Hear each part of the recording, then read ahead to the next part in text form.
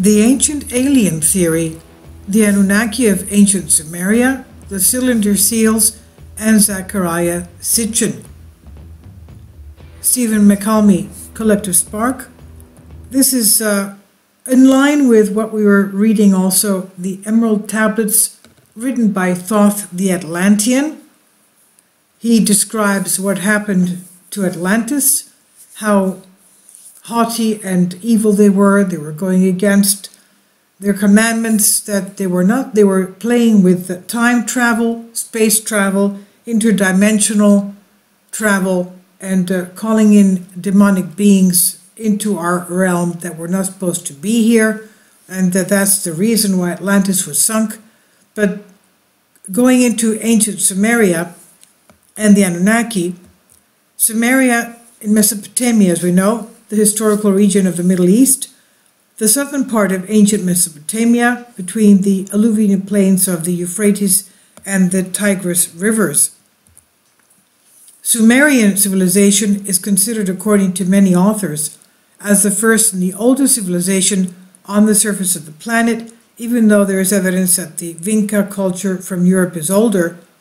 Although the origin of its inhabitants, the Sumerians, is uncertain, there are numerous hypotheses as to where they came from.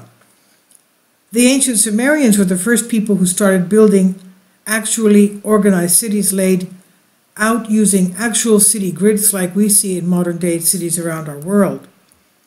The ancient inhabitants of Mesopotamia invented sewer systems, cobblestones frequently used in the pavement of early streets, and they were also taught in agriculture, but most importantly, they were the first civilization that invented the first known writing system by using the cuneiform script on clay tablets. This entire cultural and technological boom came basically out of nowhere. The biggest issue is their origin, as experts cannot agree from where these people came from. It seems plausible that the Sumerians were a tribe that came from elsewhere, possibly from the steppes, but their actual origin is unknown. The historical issue is referred to since the 20th century as the Sumerian problem, quote-unquote. In any case, it's during the Ubaid period when there are advances that crystallize in the Uruk period and that serve to consider this moment as the beginning of the Sumerian civilization. Some scholars also postulate that the Sumerians established in Mesopotamia would not have an autochthonous origin, but would come from the culture that founded the city of Mohenjo-Daro, which existed between 2600 BC and 1800 BC in India. Of course, we know that we have very old clay findings. The oldest one recently, in another video of mine a few days ago, was 18,500 years ago, found in China. So this is not the oldest, this here in Mesopotamia. This is not the oldest civilization. Now, wherever they may have come from, they were one of the most advanced ancient civilizations to live on Earth, and history tells us many interesting facts and stories about the Sumerians. Even today, experts still do not have a complete picture that could tell them everything about the people that once inhabited the region of the Tigris and Euphrates rivers. The Ubaid period, the start of civilization. And again, I'm just reading the article, but they have found older pot fragments that were, of course, man-made and with writings on them. And those were the oldest one up to now is 18,500 years BC in China. But reading this article, the Ubaid period, about 6,500 to 3,800 BC, that's about 8,500 years ago, is a prehistoric period of Mesopotamia. The name derives from Tel al-Ubaid, where the earliest large excavation of Ubaid period material was conducted initially by Henry Hall and later by Leonard Woolley. Divided into 4 main phases and spreading from Eridu, the Ubaid culture extended from the middle of the Tigris and Euphrates to the shores of the Persian Gulf and then spread down past Bahrain to the copper deposits of Oman. The first city on earth, according to the Sumerian king list, and we know that those kings lived for 20,000 years each. Now, according to the Sumerian king list, Eridu was the first city in the world. The opening line reads this: Nam lugal ante ed de Abba. And, quote, when kingship from heaven was lowered, the kingship was in Eridu, end quote. As noted by Sumerian mythology, the ancient city of Eridu was one of the 5 ancient cities built on earth before the Great Flood, the deluge. And that's how Atlantis was sunk, supposedly. Now, Eridu was the most southern city of the conglomerate of Mesopotamia, an important center of the cult of the god of the water, Enki. The Sumerian king list, when gods ruled the earth. One of the most valuable artifacts discovered from the Sumerian civilization is the so-called Sumerian king list. This ancient text describes in great detail a time when earth was ruled by beings referred to as gods for thousands of years. Now coming up is a helmet of one of the kings of Sumeria, as you can see here, and this is in the British Museum, golden helmet of Merska-Landung, as you can see here. And coming up after this is a stone tablet which is inscribed with the names of the Sumerian kings. This is what we call the Sumerian king list. So the list, composed in ancient Sumerian, offers details about numerous generations of kings that ruled over the land of ancient Sumer. The list not only offers us their names, but it also details their supposed length and location of their kingship. It is amazing how many years they ruled. Alulim became king. He ruled for 28,800 years. Al-Aljar ruled for 36,000 years. 2 kings, they ruled for a total of 64,800 years. You can imagine their longevity, how long they lived. Then Eridug fell, and the kingship was taken to Bad Tibira. In Bad Tibira, Enmenlu Ana ruled for 43,200 years. The ancient astronaut theory, the Anunnaki gods. Now, we know that even Thoth in the Emerald Tablets, he talks about space travel, interdimensional travel, time travel, space travel, and Thoth even had a spaceship that he says he buried under the Sphinx in Egypt, a Sphinx that was near pyramids, and he built pyramids as well. So somewhere under a Sphinx, in very ancient Egyptian pyramids, we will find Thoth's spaceship. Can you imagine?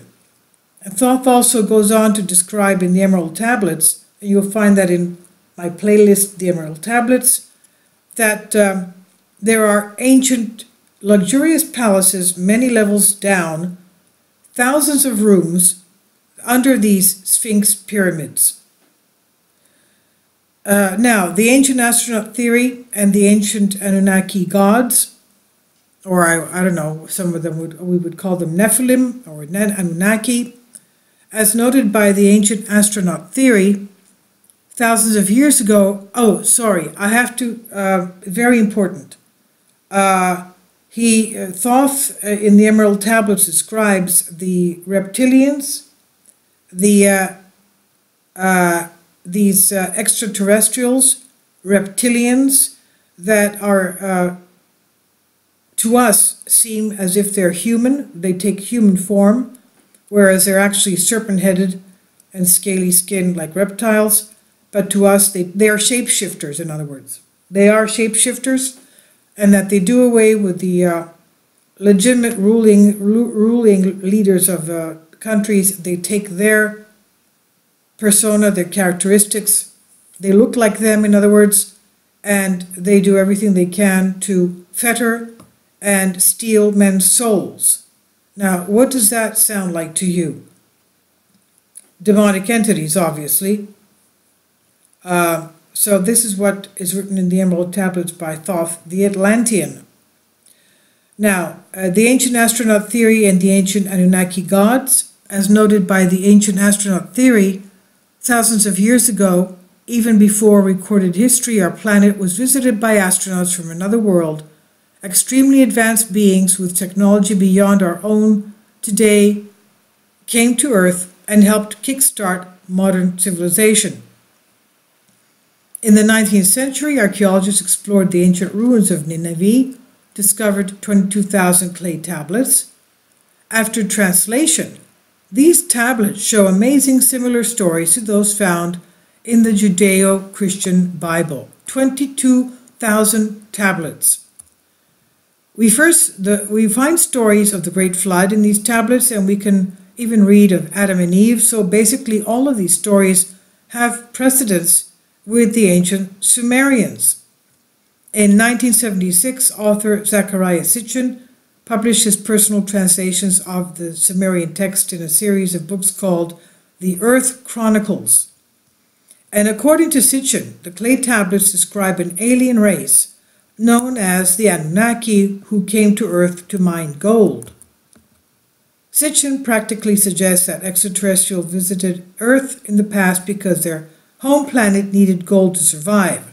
The gold deposits in their atmospheres were depleting, so they came to Earth, mined gold, and took it back to their planet to save it.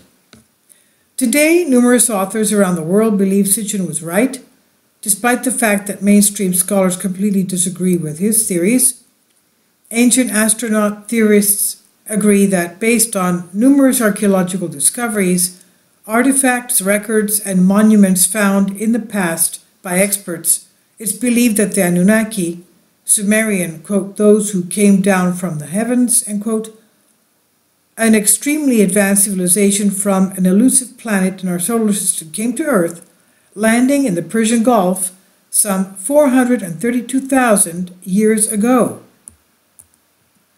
Events before the deluge, 450,000 years ago, on Nibiru, a distant member of our solar system, life faces slow extinction as the planet's atmosphere erodes. Deposed by Anu, the ruler Alalu escapes in a spaceship and finds refuge on Earth. He discovers that Earth has gold that can be used to protect Nibiru's atmosphere. 445,000 years ago, led by Enki, son of Anu, the Anunnaki land on Earth, established Eridu, Earth Station 1 that is, for extracting gold from the waters of the Persian Gulf. 430,000 years ago, Earth's climate mellows, more Anunnaki arrive on Earth, among them Enki's half-sister Ninhursag, who was the chief medical officer. 416,000 years ago, as gold production falters, Anu arrives on Earth with Enlil, the heir apparent. It's decided to obtain the vital gold by mining it in southern Africa. And drawing lots, Enlil wins command of Earth mission. Enki is relegated to Africa, and on departing Earth, Anu is challenged by Alalu's grandson. 400,000 years ago, 7 functional settlements in southern Mesopotamia, including a spaceport, Sipar, mission control center Nippur, and metallurgical center Shurupak, the ores arrived by ships from Africa. The refined metal is sent aloft to orbiters manned by Igigi, then transferred to spaceships arriving periodically from Nibiru. 380,000 years ago, gaining the support of the Igigi, Alalu's grandson attempts to seize mastery over the earth. The Enlilites win the war of the olden gods. 300,000 years ago, the Anunnaki toiled in the gold mines mutiny. Enki and Ninhursag create primitive workers through genetic manipulation of ape women they take over the manual chores of the Anunnaki. Enlil raids the mines, brings the primitive workers to the Adin in Mesopotamia. Given the ability to procreate, Homo sapiens begins to multiply. 200,000 years ago, life on Earth regresses during a new glacial period. 100,000 years ago, climate warms again. The Anunnaki, the biblical Nephiim, to Enlil's growing annoyance, marry the daughters of men. 75,000 years ago, the accretion of Earth, quote-unquote, a new ice age begins, regressive types of man roam the Earth, Cro-Magnon man survives.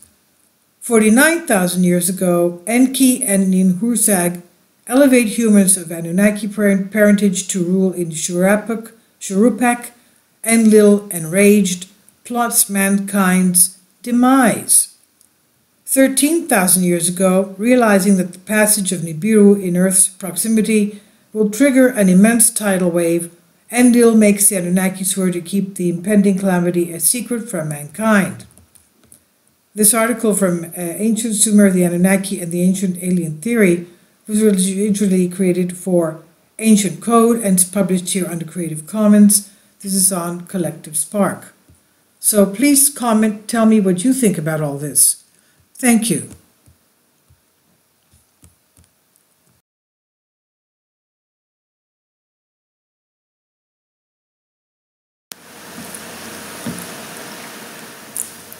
If you'd like to join me on my Patreon account, you will hear content not covered by mainstream media.